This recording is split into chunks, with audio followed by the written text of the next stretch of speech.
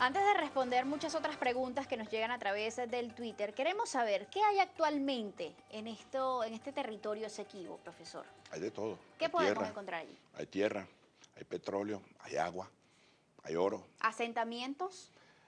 Pocos, pero hay asentamientos. Pero hay. Ahora bien, y el mar que está allí, porque el principio del derecho del mar es que la tierra domina el mar.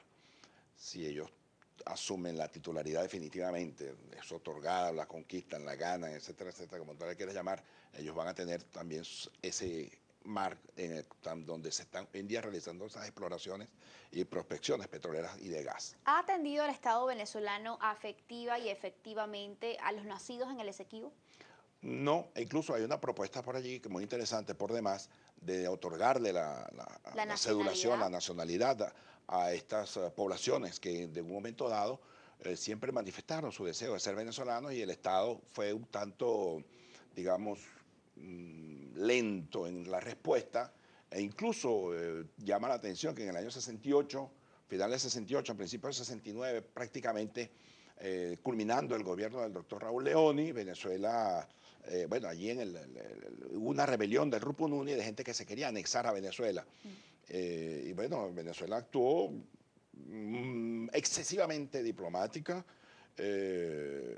y no le dio una respuesta consona con el interés nacional, en mi opinión, porque hay que ser también justo. Si bien es cierto que durante 40 años, el periodo democrático, los 8 presidentes que tuvo Venezuela en esos periodos, fueron presidentes y gobiernos que mostraron un empeño por hacer valer nuestros derechos sobre el Esequibo. También no menos cierto es que ese empeño fue excesivamente diplomático. No buscó ciertamente fue fuerte desde el punto de vista diplomático, pero fue débil porque ha debido ser un poco más agresiva diplomáticamente, ejercer presión, asentar empresas en la zona, captar, hacer inversiones, no, sino que se dedicó simplemente a hacer el reclamo, tal como lo dice el librito de una negociación.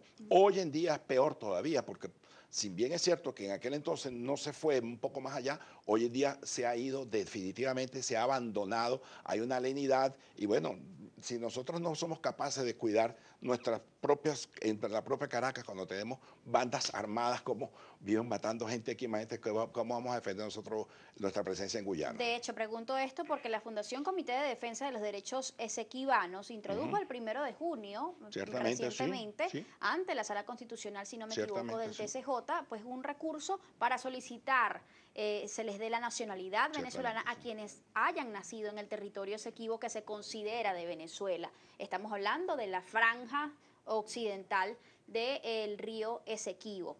Esperemos que a esto se le dé curso y se reconozcan los derechos, porque sería esto quizás un paso un poco para declarar una vez más la soberanía de Venezuela sobre ese territorio. Muy interesante propuesta y yo no la veo con malos ojos, creo que es bueno. Eso puede ser un factor de presión.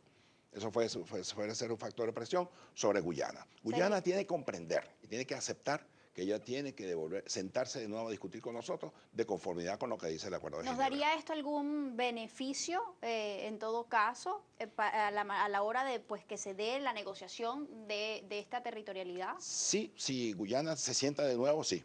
Yo creo que sí, es una opinión, posiblemente esté equivocado, pero es una opinión.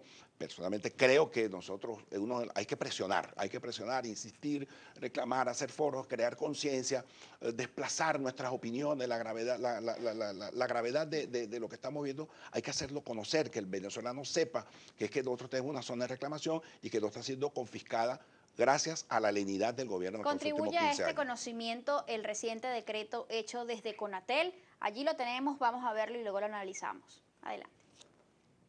Primero, exhortar a los sujetos de aplicación de la Ley de Responsabilidad Social en Radio, Televisión y Medios Electrónicos a que durante la difusión de sus mensajes, así como de sus anunciantes, sea cual sea su naturaleza o tipo de programa, conforme a lo dispuesto en el artículo 5 ejusden, se obliguen a presentar de forma idéntica y exacta el mapa territorial de la República Bolivariana de Venezuela en los términos previstos en la Constitución de la República Bolivariana de Venezuela.